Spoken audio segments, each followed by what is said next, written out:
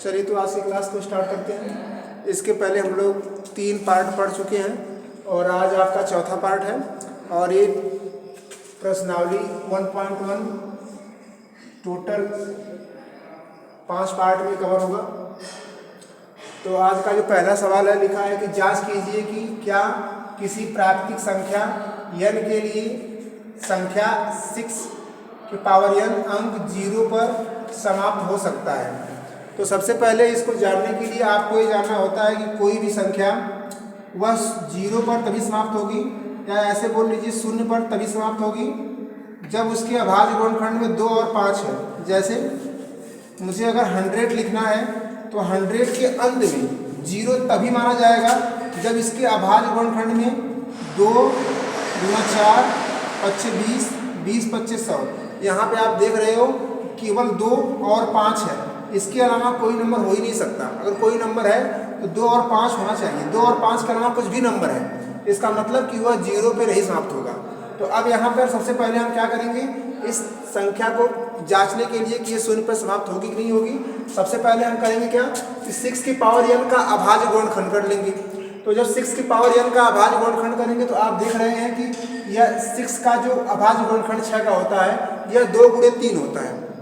ठीक है, तो यहाँ पे देखो हिंदी लिखनी पड़ेगी आपको। क्या हिंदी लिखा गया है, कोई संख्या 0 पर तभी समाप्त होगी जब उसके अभाज्य गुणनखंड में 2 और 5 हो, 2 और 5 दोनों रहेगा तभी वह अभाज्य संख्या क्या होगी, वह उसका 0 अंक पे समाप्त होगा।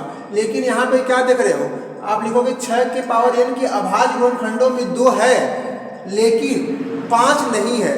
अगर यहाँ पे 5 होता तो हम ये बोल देते कि इसके अभाज्य गुणनखंड में क्या है, यह एक 0 पर समाप्त होगा। तो यहाँ पे देखो अतः 6 के पावर n या 6 के घात n 0 पर समाप्त नहीं हो सकता।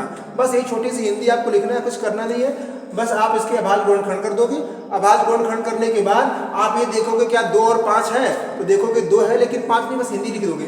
कोई संख्या 0 पर तभी समाप्त होगी जब उसके अभाज्य गुणनखंड 2 और 5 हो, लेकिन यहाँ पे क्या है 2 है 5 नहीं है, अतः यह क्या होगी 0 पर समाप्त नहीं हो सकती।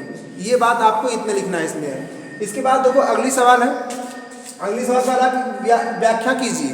आपको व्याख्या करना है कि 7 गुणे 11 गुणे 13 प्लस 13 और 7 गुणे 6 गुणे 5 गुणे 4 3 गुणे 2 गुणे 1 प्लस 5 भाज्य संख्या क्यों है।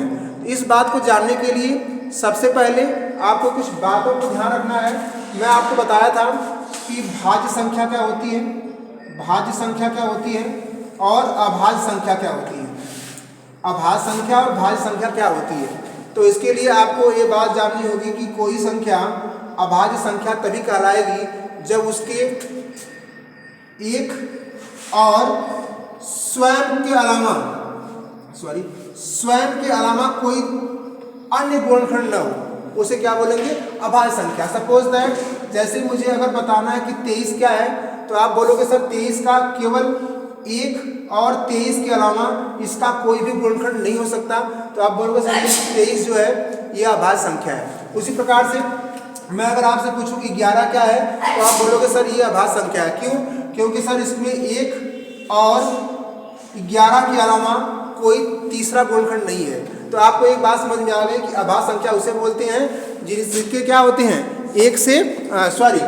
केवल 1 और स्वयं के अलावा कोई तीसरा गुणनखंड नहीं होता है। अच्छा, भाज्य संख्या किसे बोलेंगे, तो आप देखेंगे भाज्य संख्या क्या होती है।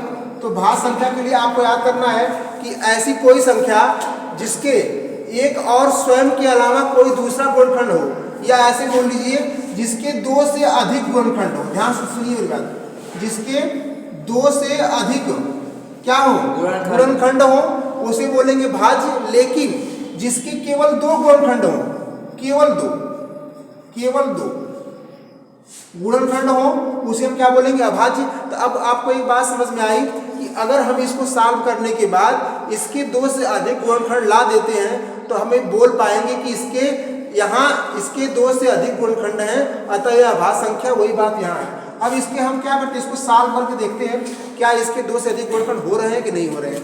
तो देखते हैं, यहाँ पे ध्यान दीजिए, यहाँ पे 13 है और यहाँ पे 13 है। तो आप जानते हो कि जब एक ही नंबर 2 बार होता है उसे हम कॉमन करते हैं। कॉमन क्यों कर रहे हैं, क्योंकि बीच में प्लस चिन्ह है। अगर सब मल्टीप्लाई होता तो हम गुणा करके छोड़ देते।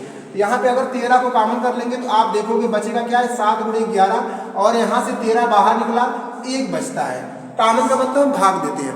आगे आ जाते हैं, यहाँ पे लिखोगे आप 13 तो यहाँ पे आ जाएगा 7 सत्ते 49 सॉरी 11 सत्ते 77 और 1 78, ये हो जाएगा 78। अब आप देख पा रहे हो कि 13 के अलावा 78 के भी गुणनखंड कर सकते हो। इसका मतलब कि इसके 2 से अधिक गुणनखंड हैं, अतः यह क्या है भाज्य संख्या है। यही बात आपसे पूछा गया कि यह भाज्य संख्या है क्यों, तो आप लिख लोगे, यहाँ पे हिंदी लिखना पड़ेगा, लिखोगे यहाँ या फिर इसको लिख लो, ऐसे लिखो, यहाँ इसके 2 से अधिक गुणनखंड हैं, अतः यह एक भाज्य संख्या है। उसी प्रकार से हम इस सवाल को देखेंगे 7 गुणे 6 गुणे 5 गुणे 4 3 गुणे 2 गुणे 1 प्लस 5। यहाँ पे आप देख रहे हो कि आप यहाँ पे इजीली कॉमन कर सकते हो। कॉमन क्या करना है, तो आप कहोगे सर 5 यहाँ भी है और 5 यहाँ भी है, 5 को ही कॉमन कर लीजिए। 5 को कॉमन करेंगे, जो बचेगा उसे लिख देंगे। क्या बचेगा 7 गुणे 6 गुणे 5 गुणे 4 गुणे 3 गुणे 2 और मन करे तो गुणे 1 लिखो। यहाँ पे गलती हो गई, मुझे 5 दोबारा नहीं लिखना चाहिए था क्योंकि ये 5 कॉमन हो गया। फिर से लिख लेते हैं, 7 गुणे 6 गुणे 4 रहेगा, 5 नहीं रहेगा, 3 गुणे 2 गुणे 1 प्लस यहाँ पे भी 1 हो जाएगा। जानते हो क्यों? क्योंकि 5 को हम कॉमन करते हैं, कॉमन मतलब होता है भाग देना, और जब भाग देंगे तो 1 बचेगा, 1 तो लिखते नहीं है। उसी प्रकार से यहाँ भी भाग देंगे 1 बचेगा, यहाँ पे 1 लिखेंगे, क्यों? क्योंकि ये प्लस में है। अब यहाँ पे आगे देख लेते हैं, 5 को ऐसे रहने देते हैं, जब इनका आपस में गुणा करेंगे देखते क्या होता है, तो ये हो जाएगा 3 दूना 6 छवा का 36 और 36 में आप गुणा कर दोगे 28 से, ये हो जाएगा 8 छक 48 और यहाँ पे करोगे तो 8 त्रिका 24 24 4 हो जाएगा 28, ये हो जाएगा 2 छक का 12 और यहाँ पे हो जाएगा 2 तिहाई 6 1 7, यहाँ पे हो जाएगा 8, ये हो जाएगा 10, ये हो जाएगा 7 2 9 1 10। तो आप देख पा रहे हो कि ये हो जाएगा गुणा करने पर 1008। तो आप बोलोगे सर यहाँ पे इसको हटा दीजिए कोष्टक क्यों हट जाएगा, क्योंकि गुणा हो गया है।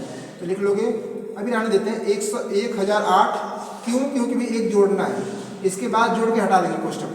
तो 5 गुणे हो जाएगा 1008 में 1 जोड़ेंगे, ये हो जाएगा 1009।